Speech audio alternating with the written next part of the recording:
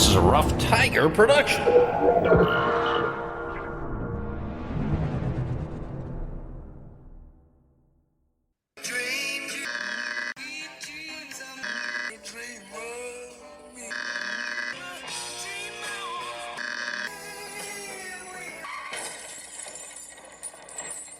And you, and you, and you, and you were there. Some of it wasn't very nice, but most of it was beautiful. Hey. Hello, and we're back from beautiful downtown Burbank. And by Burbank, I mean Austin and Centennial, Colorado. Bryan, how are No, you? not Austin. I don't live in Austin. Oh, that's right, San Antonio now. So you've only been living there a Dumbass. year. You've only been living there a year or so now. Anyway, this is Dream Idiots. If I can't even get the location of my podcasting partner's studio, right? So, welcome to Dream Idiots, where each week the two of us tell each other stories and bring you along for the ride. Bryan, Mhm. where can the good folks find us? You can check us out at dreamidiots.com. We're on Facebook and Instagram at Dream Idiots. You can drop us a line via email at dreamidiotspodcast@gmail. And we're on every single platform out there. If you can give us 5 stars, shoot us a review, give us a curse word to research and present down the road. Just drop us a note to say, hey, that's all. That's all good. We appreciate it. And thanks for tagging along. Yes, indeed, we do. Bryan, you said you had an announcement, a short announcement, a tiny One announcement, a wee announcement, announcement. on at least one occasion, maybe more than one occasion in the past, we have talked about the Ig Nobel Prize. Yes. The Ig Nobel Prize is hilarious. If you don't know about it, Google it. IG Nobel Prize. It is it started in 1990 or 91, I believe. There's an annual presentation every year that go to researchers and scientists that endeavor to first make people laugh, then make people think. That is sort of their slogan. For 2024, for the first time since COVID, they're actually doing a live event you can go to in person if you want. Tickets for that event actually went on sale on August 2nd, so just a couple days ago. I can't imagine it's a fairly esoteric event. I would imagine tickets are going to be easy to come by. So if you happen to be in the greater Boston area and want to go to the MIT campus for this year's presentation of the Ig Nobel Prize, I mean, if I was there, I would happily go to this event. Uh, in a press release, not really a press release, but a website talking about this year's event, they were throwing up some sort of random quotes about it. Someone named Amanda Palmer, I don't know who Amanda Palmer is, said of the event, quote, "It's like the weirdest fucking thing you'll ever go to. It's a collection it's a collection of like actual Nobel Prize winners giving away prizes to real scientists for doing fucked up things. It's awesome," unquote. So anyway, it's that event is September 12th of this year in Boston on the MIT campus. So check it out, and I suspect we'll have an update after the ceremony. I'll actually put the link in there because it'll be live cast somehow on something. So I'll add the URL as we get closer. Very cool. And if you live in the greater Boston, or for that matter, the lesser Boston area, yeah, and you go, give us a shout. Let us know what it was like. That sounds like a hoot and a holler. We take turns going first. It's an even episode, so I'm up. Go. Bryan, on August 9th, 1974, Richard Nixon's resignation from the highest office in the United States, the presidency, became official. As of noon that day, he was the former president, and to this day, the only United States president to resign from the office. The night before, Nixon gave a televised speech. And I thought what we do is kind of go over our speech because we're probably pretty familiar with it, some of the things he said and some of the things he Mm. pointed to in his resignation speech. Because what I've got is the alternate speech from the great Jeff Nussbaum book, Unheard Speeches. So this is my way of commemorating the upcoming 50th anniversary of the resignation of Richard Nixon, which is hard to believe. And it will be this Friday, right? Yes, Friday, Yes. this Huh? Friday, August 9th, 2024, the 50th anniversary. So I'm not going to read the whole speech. Here's some stuff from it. Nixon says, "It has become evident to me that I no longer have a strong enough political base in the Congress to justify continuing that effort." The effort being going against the impeachment process. "As long as there is such a base, I felt strongly that it was necessary to see the constitutional process through to its conclusion, that to do otherwise would be unfaithful to the spirit of that deliberately difficult process and a dangerously destabilizing precedent for the future." Okay, so Right. as long as he had support in the Congress, which he no longer has, he would have stuck with it. And then just a few sentences later, he says, "I've never been a quitter. To leave office before my term is completed is abhorrent to every instinct in my body. But as president, I must put the interest of America first. America needs a full-time president and a full-time Congress, particularly at this time with problems we face at home and abroad." "I have never been a quitter" is up there with "I am not a crook" for the famous Richard Nixon sound bites. So here in this little phrase, he's putting the needs of the country ahead of himself, ahead of the office, right? He goes on, "To continue to fight through the months ahead for my personal vindication would almost totally absorb the time and attention of both the president and the Congress in a period when our entire focus should be on the great issues of peace abroad and prosperity without inflation at home. Therefore, I shall resign the presidency effective at noon tomorrow. Vice President Ford will be sworn in as president at that hour in this office." Okay, so he's kind of laying out the way it's going to work, what's going to happen. Right. And then he lists, if you were resigning, would you list your accomplishments? Because he did. Seems a little tone deaf to me, but Yeah, well, wait till you hear the original draft. A list of his accomplishments. And if you were Nixon, what would you tout? I've got five things here that he touted from his presidency. Well, I mean, Vietnam, I mean, he's going to, push that. Although you could, I mean, so drawing Vietnam kind of to a close, although, so it was still going on even then, still a little bit. So, beyond that's the first thing he though, mentions. Okay. So Vietnam, what else would he, I don't know. Geez. No idea. Well, number 2 would be opening relations with China, which he did do. Oh, yeah, sure. He went to Right. China. Yeah. Number 3 was ongoing efforts to stabilize the Middle East, something that would continue into Ford and then Jimmy Carter's presidencies, and continues to this day for that matter. He says there, "We must continue to build on that friendship so that peace can settle at last over the Middle East," and this is a great phrase, "and so that the cradle of civilization will not become its grave." That's a nice bit of writing there from his speechwriter, Ray Price, not the country singer. Number 4 is significant strides in nuclear arms reduction with the Soviet Union. Mm-hmm. And number 5 is we carpet bombed the ever-loving shit out of Cambodia. That obviously was not that was not one of them. But 4 major ones there, 4 major accomplishments in 5.5 years. I think the one that particularly still stuns me is opening relations with China. He doesn't, however, mention the formation of the EPA under his administration, which to me should be there. Mm-hmm. In the wrap-up, Nixon focuses not on himself, but on the future. "When I first took the oath of office as president 5.5 years ago, I made this sacred commitment to consecrate my office, my energies, and all the wisdom I can summon to the cause of peace among nations. I have done my very best in all the days since to be true to that pledge. As a result of these efforts, I am confident that the world is a safer place today, not only for the people of America, but for the people of all nations, and that all of our children have a better chance than before of living in peace rather than dying in war. This, more than anything, is what I hoped to achieve when I sought the presidency. This, more than anything, is what I hope will be my legacy to you, to our country, as I leave the presidency. To have served in this office is to have felt a very personal sense of kinship with each and every American. In leaving it, I do so with this prayer. May God's grace be with you in all the days ahead." Yeah. Okay. I mean, whatever. Fine. Yeah. I mean, it focuses on the future of moving ahead, getting out there. Some folks liked it and some didn't. Public reaction was generally positive, with some pointing out the speech's focus on healing and looking forward to the future as a plus. News correspondent Roger Mudd didn't care for it because it contained no apology for Watergate whatsoever.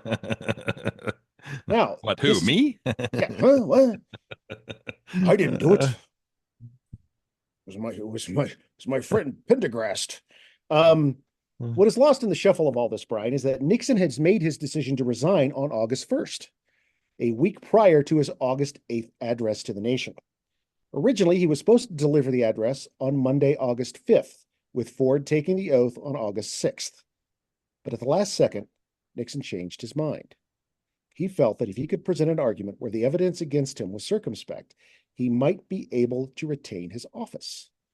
After all, this was a man who answered accusations of slush fund improprieties in September of 1952 with his now famous Checkers speech. The story of the slush fund endangered Nixon's place as vice president on the Eisenhower presidential ticket for the Republican Party. In the speech, Nixon touted his humble background, best seen in his reference to his wife, Pat's. Do you remember what he referenced with his wife? There's two main things he pushes out here. No, I've forgotten. To his wife's respectable Republican cloth coat, that she does not own a mink coat. She owns a respectable cloth coat. Okay. Well done. And he closed his speech by telling the story of a Texas rancher who gave the Nixon family a black and white spaniel pup, one in which become beloved of Nixon's daughters. The dog, christened Checkers, was something Nixon would not give up. Now, he failed to mention the address of the Republican National Convention headquarters where his supporters could send letters. He thought the speech bombed. Political experts hated it as a mawkishly, emotionally laden appeal. But the audience loved it. Despite Nixon's error, some 300,000 letters found their way to the RNC offices. The ratio of support was 350 to 1 in favor of Richard Nixon. Jeez. The Eisenhower ticket swept to victory over the Democratic Stevenson and Sparkman Democratic ticket with 55% of the popular vote and 422 electoral votes against 89, and set him up as vice president for the next 8 years. So Nixon came back from the brink as a vice presidential candidate then, why not as president in 1974? The aforementioned Ray Price, a Nixon speechwriter, was tasked with drafting Option A, a speech outlining why Nixon was staying, and Option B, a speech for resignation. Price felt it was a mistake, that Nixon should leave with dignity as opposed to fighting it out only to end in possible impeachment. He told this to Chief of Staff Al Haig, but he still went off to do his duty and write the drafts. Price's approach was to use plain-spoken character of Richard Nixon, as witnessed in the Checkers speech. So I'm going to start with Option B, the original "I'm going to resign" speech. Mm-hmm. And remember, he's writing here in the plain-spoken voice of Richard Nixon. I thought the break-in itself was stupid as well as wrong. But once it had taken place, I knew I had inherited the consequences. And with the presidency at issue, those potential consequences reached out also to the nation and the world. I inherited the consequences. Yeah, I mean, again, that's just what absolute bullshit. I mean, you are the president, as Truman would say, the buck stops here, right? Everything that happens, if you're the captain of the ship, everything that happens on that ship is your responsibility. right, but you're right. Yes. Right? Nixon then admits he should have explained the break-in and cover-up, quote, fully and frankly, but that he, quoting again, felt trapped by events and chose a different way of attempting to defend what I believe to be in the interest of the presidency and to preserve my capacity to function in what I believe to be the interest of the nation. I say this not in defense, but explanation. Now, I've used that before. I'm not trying to defend what I did. Let me explain it, right? I've used it before, but I'm not the president. The speech continues, referring to the protests that swept the country earlier in the decade, and riots as well. It is easy to forget the burning cities, the ravaged campuses, the college deans barricaded in their office, the orgy of riots and mass violence, demonstrations that were designed to and did strike terror across the nation. These were not democracy in action. These were brutal and dangerous assaults against the democratic system. Okay, and he's referring to things that did happen. Deans did get barricaded inside their office. Students did take over parts of college campuses. The speech does conclude with Nixon's plea, a declaration that he always tried to, quote, serve the best interest of the country, and that now they would be best served by my leaving office, so I shall leave. Okay, so it's rough. He points to the darkness that was there. I think what George Bush would call some weird shit when Trump made similar the American Carnage speech that he gave during his installment for the office. Now, the option A speech was another matter entirely. The thrust of this speech was that a Nixon resignation would be another link in a chain stretching back to November 22nd, 1963, in Dallas, Texas. Nixon begins by recapping the status of the impeachment, noting that a vote in favor of impeachment would most likely pass the House. He then curiously mentions the 64 tapes being turned over to the House Judiciary Committee and, quote, a new piece of evidence, which he admits will not be helpful to my case. This piece of evidence ran contrary to his original stance that his knowledge of the break-in was limited. So here's portions from the speech, the original speech he was going to give in not resigning. The one exception is a conversation I had with H.R. Haldeman on June 23rd, 1972, which concerns my instructions with regard to coordination between the FBI and the CIA.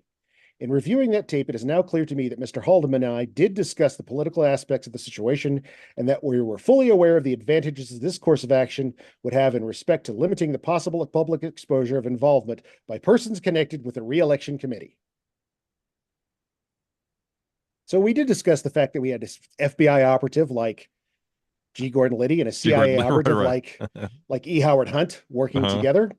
And that the exposure of this with persons connected to the re-election committee, all of Charles Colson and all those folks. Because this conversation took place just a few days after the break-in, I know it will be widely interpreted as evidence that I was involved from the beginning in the cover-up. Because you were, right. Right.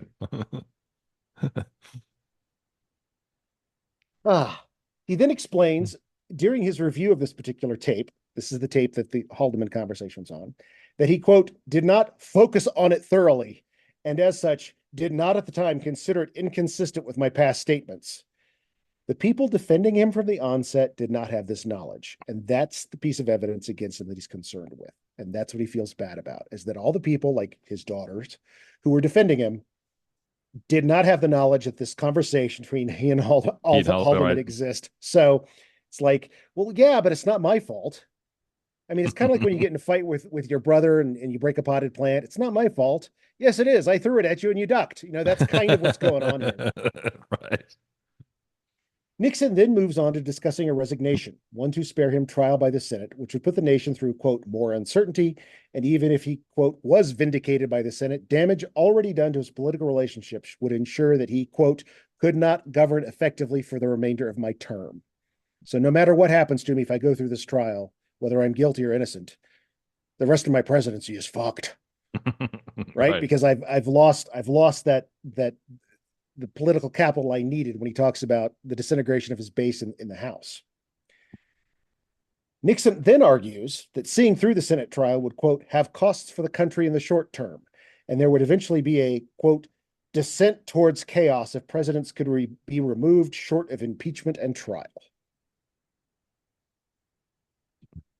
Right. So, I mean, more spin, more defensiveness, basically. Mm-hmm. And something that we're hearing here and there today as well. Right. He further links this to what he calls, quote, governmental instability, which has reached, quote, epidemic proportions throughout the Western world. That people in large and general are not trusting their governments, that governments are falling apart. As evidence, he points to the assassination of JFK in 1963. And then the next president in line, LBJ, refused to seek another term as he was, quote, driven from office. And with his own impending impeachment trial, the country did not need another president leaving office in an atypical manner. The speech concludes with simple lines: I shall appear before the Senate and answer under oath any and all questions put to me there. By August 6th, the day originally set for Ford's installation into the office of the presidency, Nixon had changed his mind yet again. A trip to Camp David with close advisors may have spurred this, but by that evening, Ray Price was working on the draft of the resignation speech that Americans would hear in 2 days' time. I'll give my sources, and then we can jaw about this for a little bit. The two sources I used were pbs.org, which has a great breakdown of the transcripts, and Jeff Nussbaum's wonderful book from 2023, Undelivered, The Never Heard Speeches That Would Have Changed History, from Flatiron Books. I used the Kindle edition. So, Bryan, what's your take on it? Well, I mean, in certain respects, compared to what we've gone through the past 7 or 8 years, I mean, history you'd think would actually view Nixon somewhat more favorably now, um, because we've had this. I mean, this trend of Nixon who gave us then Ford, who then sort of indirectly gave us Reagan, Bush times two. I mean, there's just been this decline of competency and intelligence and ethics, leading up to Trump. And I'm sorry, I mean, Trump is as awful as Nixon was in a myriad of ways. Trump is obviously that times 1,000. I mean, again, spin and defensiveness. I mean, my takeaway from this is basically how I view everyone, virtually everyone in politics today, is that if they didn't have double standards, they wouldn't have standards at all.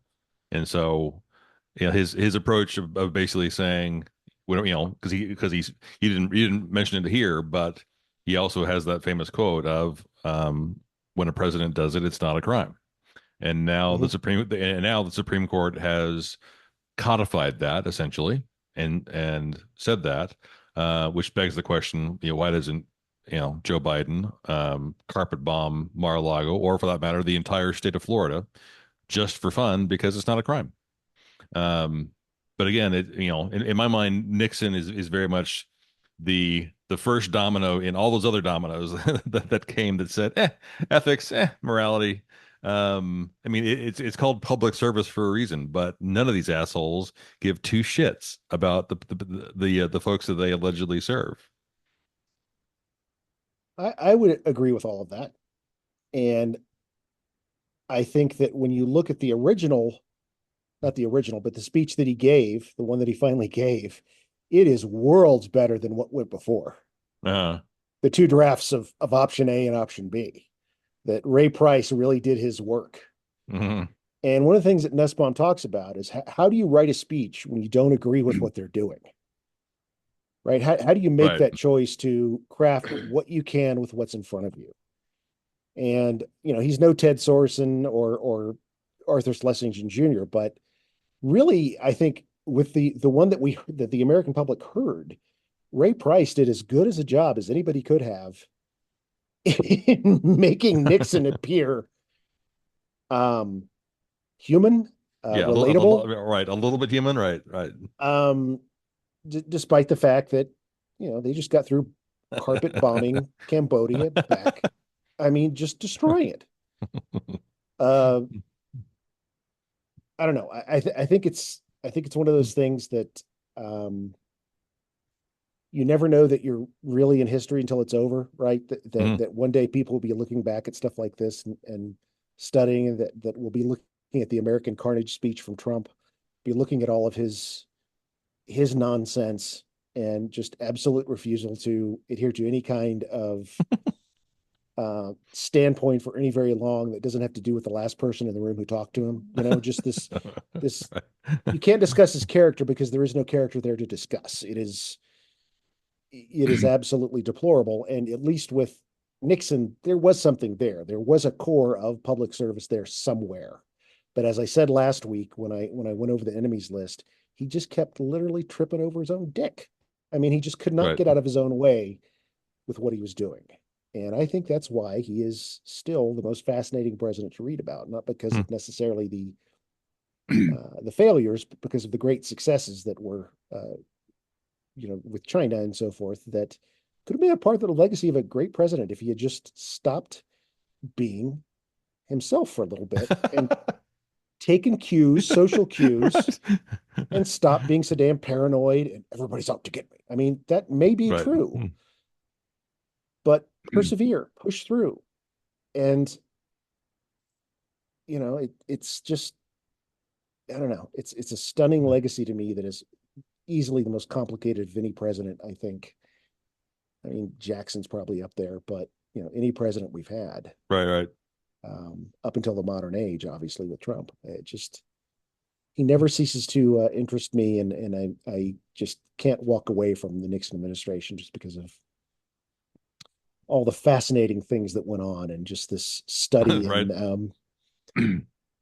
in what's the word I'm looking for? exhausting. It must have been exhausting to be part of the Nixon White House. Yeah, Anyway. I mean, it must be exhausting to have lived in his brain. I mean, Yeah. you have undoubtedly read more about him than I have, but I would, based on my, more limited insights into him, I would dispute very much this notion that he ever gave a shit. I mean, he was the one that pulled that, you won't have Dick Nixon to kick around anymore, and that was in 1960 when he lost to JFK. Right. Right. I mean, everything was personal. Everything. I mean, so it was all about him. And so, who's in my corner, who's not in my corner. I mean, truly did not give a shit about anyone but himself, as far as I can tell. And you can Uh, trace that back to his college days when he wasn't in with the guys on the cool kids on campus. So he formed his own club, right? At right, Whittier College. right, yeah. We're gonna make vaginas dry up all over campus, right? Yeah. I mean, what a useless human being. But again, probably viewed more favorably now because he's a monument of a man compared to the last 8 years. Well, I would say almost every president is viewed more Right. Millard positively, Fillmore. including those one-term guys that everybody forgets. All right, Bryan, that is my story for the week. Yeah, So very cool. go out and celebrate the resignation or Hmm. commit whatever. Got a curse word of the week for us? It's time for the Dream Idiot's curse word of the week. I do. Curse word of the week is not so much a curse word as it's a commonly used word. You know where the word dude comes from? And it's not the Big Lebowski. I always heard it as an insult, It was but originally so dude actually is just a shortening of Yankee Doodle Dandy. So it was a oh term wow. that the British would use for Americans who were more sort of city dwellers who were at least moderately well-to-do, because if they were a dandy, they were somewhat, more better dressed, had some money. And then so when those city dwellers would then want to go wander out a little bit onto the western frontier, they'd go where? They'd go to a dude ranch. So that's where that comes from. And then over the course of 150, 200 years, it starts to evolve in the 60s and 70s, surfer culture and Fast Times at Ridgemont High, and just kind of becomes that term for a man. But dude is Yankee Doodle Dandy. So I for years have jokingly spelled dude DOOD without knowing it was without knowing it's technically correct. That is awesome. So dude. Did I ever tell you about the time I got called a dude at a gas station in like East Texas? No.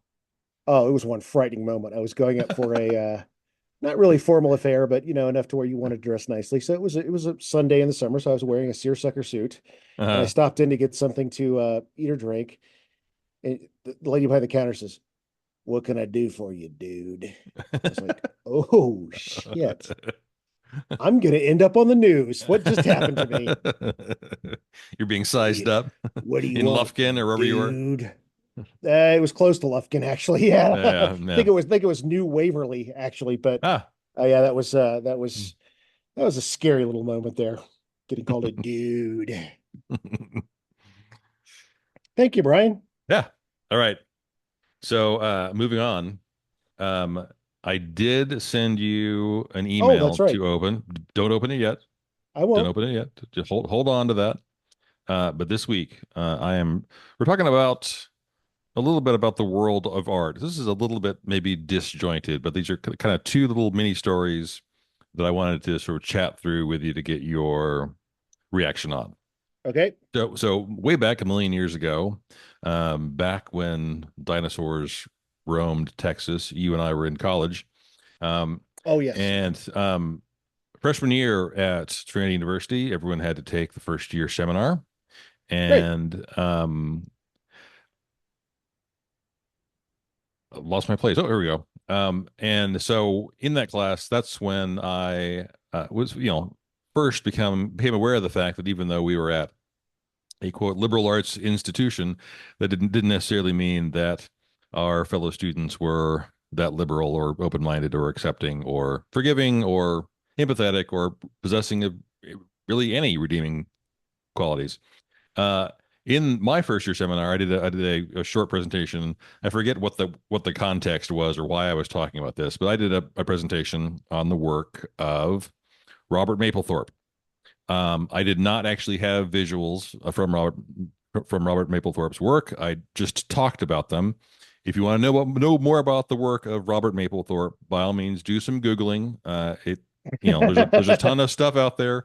We're not Not going at to get work, it. not at work, not at work, not at work. Right, not safe for work. So not really going to dive into much of his work, but it was very controversial. He got into trouble, and there was a lot of people blowing a gasket over it because he got some federal funding, as I recall, for a couple of his exhibits. Some of the stuff was comparatively benign. Others was, sort of homoerotic imagery. I recall mentioning in my presentation the fact that one photo in this collection was the picture of a, a, a man's rectum with with the handle of a bullwhip sticking out of it. Yeah, so fairly graphic.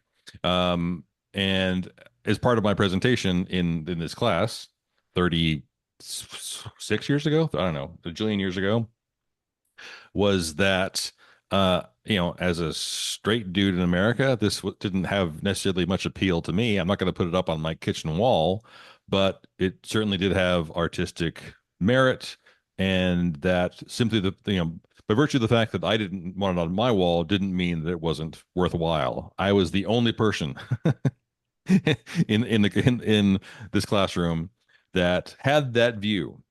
I wouldn't pull a Clarence Thomas and put up naked pictures of women on the wall either, because that's just, while it might appeal to me more, it's also just too in your face and bizarre and sends a weird message. Well, But clearly, a bullwhip in the rectum is a dining room picture, not a kitchen picture, Brian. obviously, uh, but again, nudes feature prominently in art going back hundreds of years. And so you can't really make the argument that whatever the naked form, man or woman, doesn't have artistic merit because it's in literally hundreds of photos, famous photos. So I do recall being a little bit, I don't know, surprised that all these 18, 19-year-olds were clutching their pearls and were disgusted by this. But my reaction to it at the time was, whatever, get over it, folks. They're way more important things to worry about in this world. About 10 years later, I went to a political fundraising event in Dallas at some prominent person's home. This huge 7,000 square foot house. I have no idea whose house it was. I don't recall, and I don't even recall what the event was.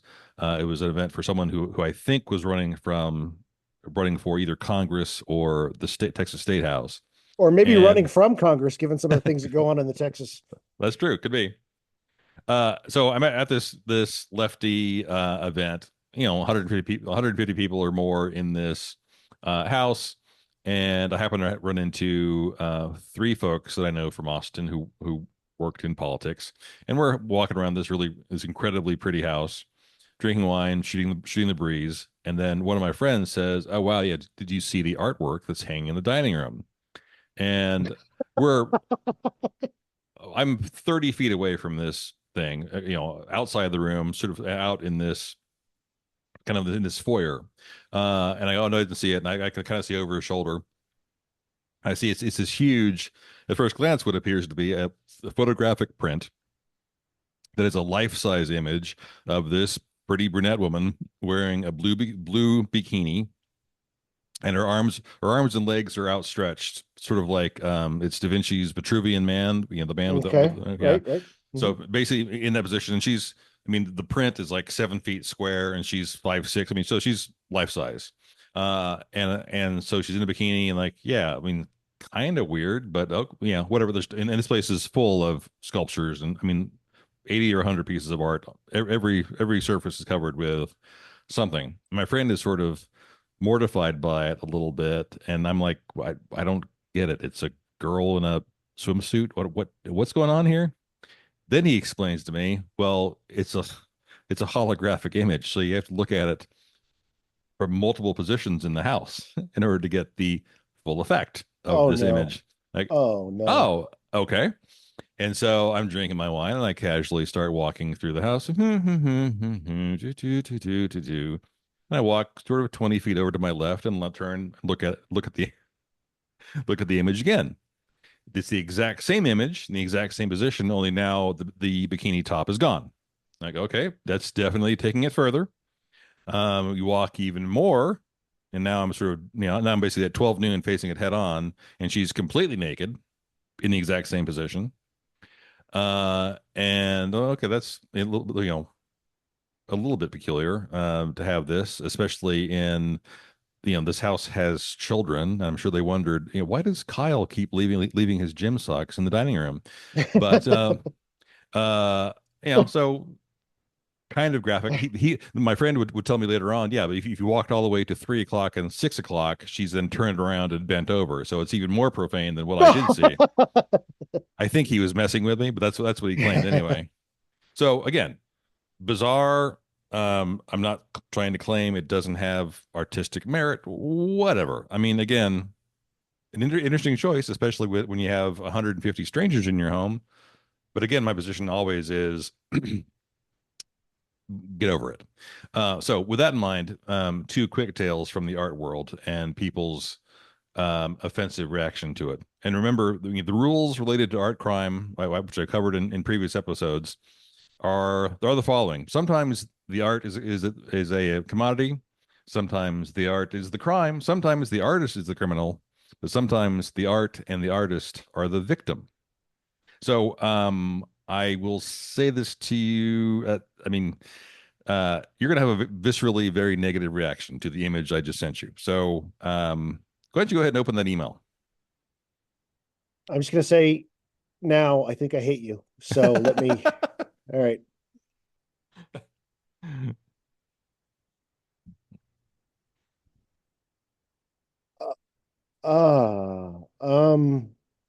Yeah, not good, is it?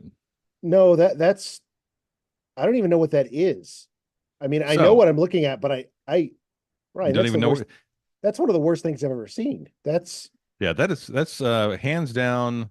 I don't. I mean, if I have seen any other sort of creative expression that has affected me more negatively, I can't tell you what it is. So that is what you're looking at there is a painting called Fuck Abstraction by a artist named Miriam Cahn. So the Robert Mapplethorpe stuff didn't bother me in the least, but there is ooh, something that is just really awful and off-putting by this. So what Morris is looking at, and I am not going to put this artwork in the show notes in any form or fashion. If you want to look her up, you can find it. This painting basically it's not realistic. It's sort of somewhat surreal, but it very clearly is showing kind of a faceless person that I guess is supposed to be a human being, although even that's not crystal clear, receiving fellatio from a second person who is very obviously bound on their knees in front of him, and there might be a third person in the foreground as well. It's kind of hard to tell due to the style of the painting. no, So I see what you're seeing. Yeah. right, Mhm. yeah. So Cahn defends this painting as basically a commentary on human rights abuses in Ukraine. It's a very recent painting. This is her reaction to atrocities committed on Ukrainians by Russian soldiers in the city of Bucha, I think is how it's pronounced, Bucha, in 2022. But in spite of her very clear disclaimer, people view this as a depiction of pedophilia. So, March It's of hard 20, not to. yeah, hard not to. It looks very much like a child. March of 2023, this exhibit opens. There's a group of 6 conservative associations, right wingers basically, led by something called the Association Juriste pour l'Enfant, the Lawyers for Childhood. They file a lawsuit against the museum, basically alleging that this is minors in pornography, which is obviously illegal. Lawsuits thrown out. Judge says it is, the judge basically says that you have to understand the context and throws it out. 4 of the 6 plaintiffs file again. The second case is thrown out as well.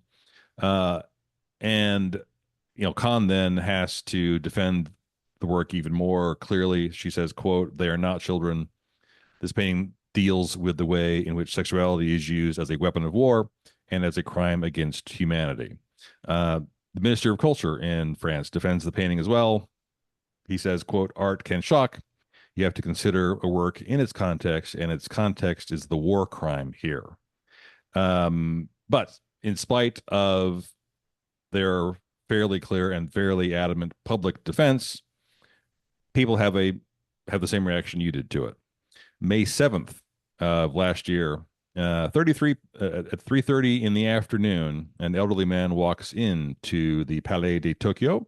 He walks straight into the museum, walks straight up to fuck abstraction, and sprays purple paint on it from a medicine bottle. He just goes at it as fast as he can, getting the paint on there before he is apprehended by security. The painting is still exhibited even now, even though it's been vandalized.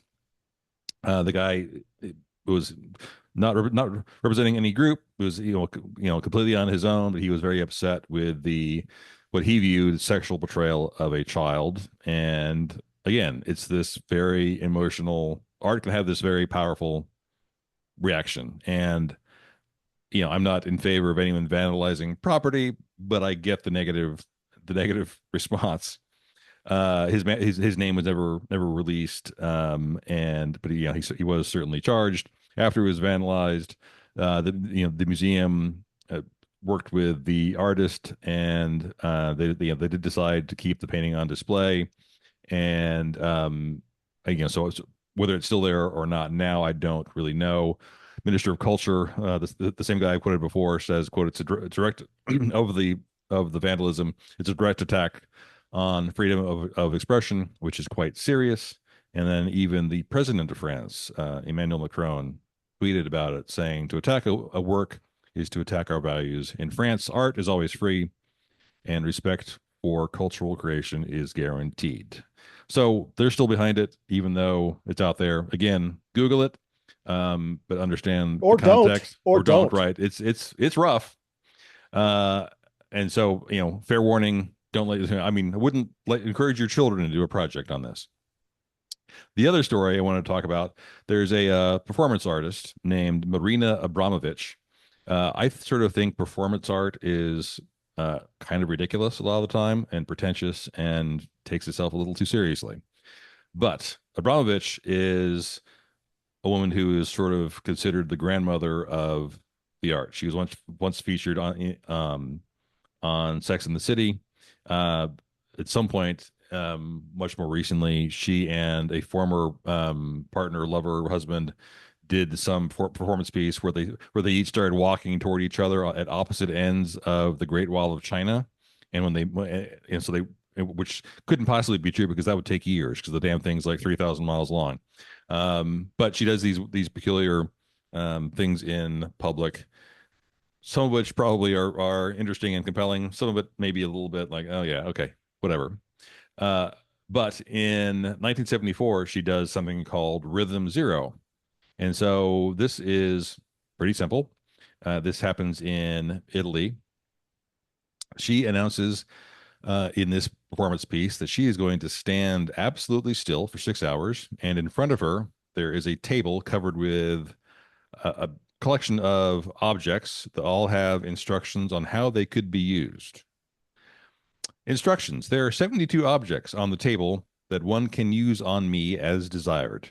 Performance. I am the object. During this period, I take full responsibility. Duration, 6 hours, 8 p.m. to 2 a.m.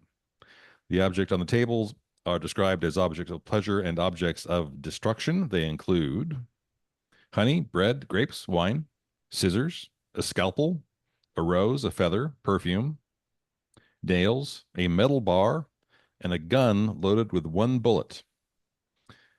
The 6 hours begin, and people attending are tentative. She's just standing there, and they don't really know what to do, what to make of it. But she's labeled herself an object, and people are quickly trying to wrestle with this notion that she says she's an object, but she's very obviously a person, but eventually people start to get the hang of things. They pour water over her head. One of the things on the table is a ball of twine of some sort. So they wrap her in string. One person does. Well, that's comparatively minor. I'm not worried about those. I'm worried Right. about some of the other things you mentioned. Right. After about halfway in, things start to go downhill. Someone, it says in the article I read, touched her intimately, but they don't really say what that means. One man Did took it the involve a razor. bullwhip? I don't think so. One man cut her neck with the razor and drank her blood. Dropping Okay. some clothes. Okay. Some of her clothes wind up getting cut off. She is groped and sexually assaulted several times by more Oh, than one person. God. They picked her up and carried her through the room half naked, placed her on a table. One person took the knife and slammed it down, stabbed it into the wood on the table between her legs. Oh, my God. And one person actually took the gun, put it in her hand, positioned the gun to her own temple, moved Abramovich's finger to the trigger, and at that point, there was one person who was there basically as a curator. I don't know who stopped it and who intervened.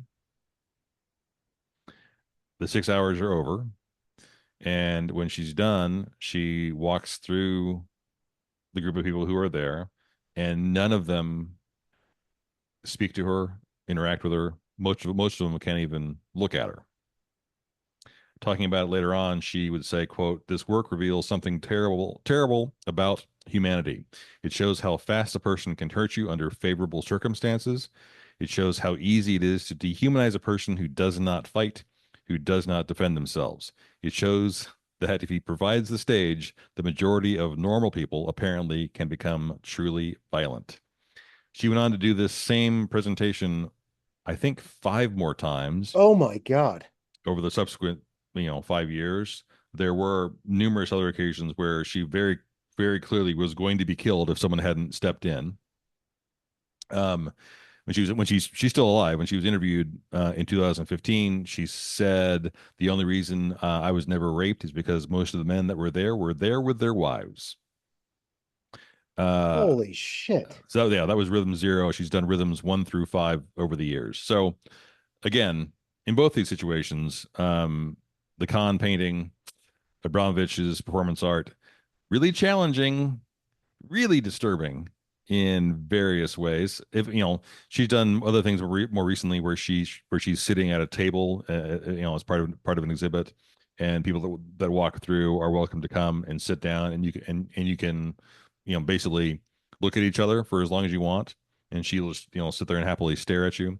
If I'd been there in 1974, I would have done something playful or silly. I want to, I'll walk up and get her to play a game of Uno or make a balloon animal and put it on her head. So that's I'm much more inclined toward making something funny.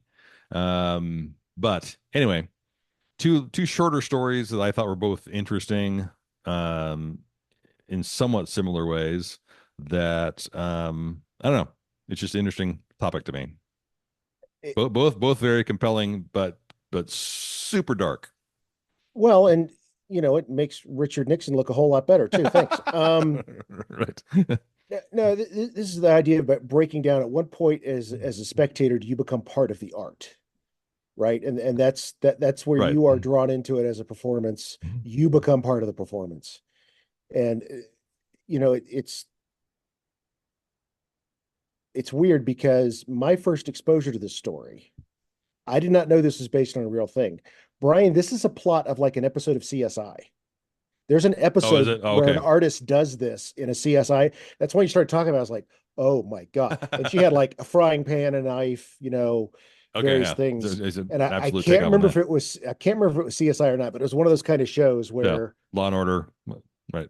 yeah, it could have been Law and Order. I can't, it's been a while, but they were having kind of it was a very meta discussion of, well, this is an art. What is this if it's not, but what is it if it's not art? It's still something. Right. And this idea of breaking down the barrier between the artist, the art, and the audience is really fascinating and grotesque. I mean grotesque in the way that not gross, but like it is like you said, it brings out this thing in human nature that is a true grotesque. That's just Yeah, I mean, but yeah, I don't know. Yes, so it's definitely an expressive endeavor. So it's definitely art, and it's definitely challenging. But in both situations, in the case of the guy who wanted to vandalize that artwork, I of course would never vandalize something. But I get that visceral. Oh my God, what are you depicting here? And for someone in that context, if they don't know the inspiration, I hate to use the word inspiration. It sounds like it's a positive thing, but if you just see that piece of artwork and go, "What the fuck?" I get how someone goes, "Oh, no, that needs to go away." That's yeah, people don't yeah. don't need that, right? I understand that gut reaction. In the case of Abramovich and this performance art, what the fuck is wrong with people? Yeah. Yeah. So I mean, again, this speaks a lot to the nature of the psychology of Trump people. Trump people like Trump because he absolves them of the shame that they would ordinarily feel when they want to do terrible things. And she did the exact same thing. I am an object. I am taking responsibility. You can do whatever the fuck you want to do. And she proves the point, and proves the point quite compellingly that when there are no ramifications for your actions, people will behave in the most base, ridiculous, insane ways imaginable because that's who they are. Being a moral person is doing the right thing even when no one's looking. That Right, old saying, right? right. And in this case, it's everybody's looking, but the license is given, But right? no one cares. But no one Right, cares. right, right. Yeah. So, thanks to a website called yourtango.com for the kind of the basic framework of the Abramovich story.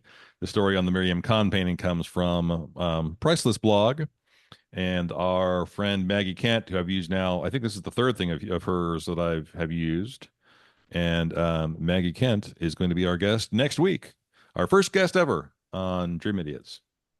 And that is going to be fun, fun, fun. We're calling our guests that we're going to have our geniuses because there are guest geniuses and we're the idiots. So I Right. look forward to talking with Maggie and seeing what we can come up with next time because I know that you and I have crafted stories that are in her wheelhouse. So it's one Hopefully of a the little rare bit. it's one of the rare times that we kind of let each other know what we're doing so we can kind of put it together for our guests. So we are looking forward to that next week, our first guest on Dream Idiots. Yes, indeed. Any other last insights, comments? Was the guy who defaced the painting? That wasn't Roman Polanski, was it? Oh, they're on to me. I no, allegedly. No, I mean, the only comment I mean, it's a great story, and I had no idea it was a true story when I saw it on whatever show I saw it on that I can't remember. It might have been it even might have been House, an episode of House where they're Oh, it wondering could have why been. kids. I'll have to look that up, but uh, it's just it's one of those things where you can't wrap your head around someone's willingness. I can at least to put themselves through that for the sake of art, Right. and that is Yeah, a that's rough road. That is yeah. that is something I could never do. Yeah, That's that takes a astonishing. level of something. I don't know what not sure what the right word is for that. Bravery Gumption, slash grit, yeah, one of those. Grit. commitment. Yeah. Stupidity, something. But it's out there. I mean, if I mean, one would have to assume that when she did it the first time, she may have wondered what the outcome was going to be, but then she went back and did it 5 more times, knowing, That's the thing. knowing. Well, how did it end last I time? wonder if Not I'm going to well. die this time. Right. Unreal. Which happily, as much as I think some of that stuff is sort of, oh my God, seriously. Stand here, pretend you're an elm tree. Okay. I find it a little eye rolly, but God love her, and she's still out there doing random cool stuff. Did Mostly didn't we mostly working on climate change these days. I understand. didn't we have an associate in college who in the mixed media art presentation, went out and put his name under a tree and said "tree" by. Remember that? Remember that? It's just I assume as a joke, or was it supposed to be taken seriously? no. It was like, let's see if I can get away with this, and went and put tree, and then Tree. put his name as the sculptor. Yeah. All right. Another one in the books. Thanks for listening, folks. We appreciate you coming along. Give us 5 stars on Spotify or Google or Apple, or wherever you're listening to us. Shoot us a review. Drop us a line at dreamidiots.podcast@gmail.com. Check out dreamidiots.com. We actually have some new merchandise there. And go check us out on Facebook and Instagram and even Patreon if you want. We are at Dream Idiots on all 3 of those. And I'm going to go scrub my eyeballs now. Thank you, Bryan. Dude. Dude. All right. Be good to each other. Thanks for listening. Bye. This is a Rough Tiger production. Bong bong. Mhm. Bryan. Bong bong? Bong bong. Bong bong. Good.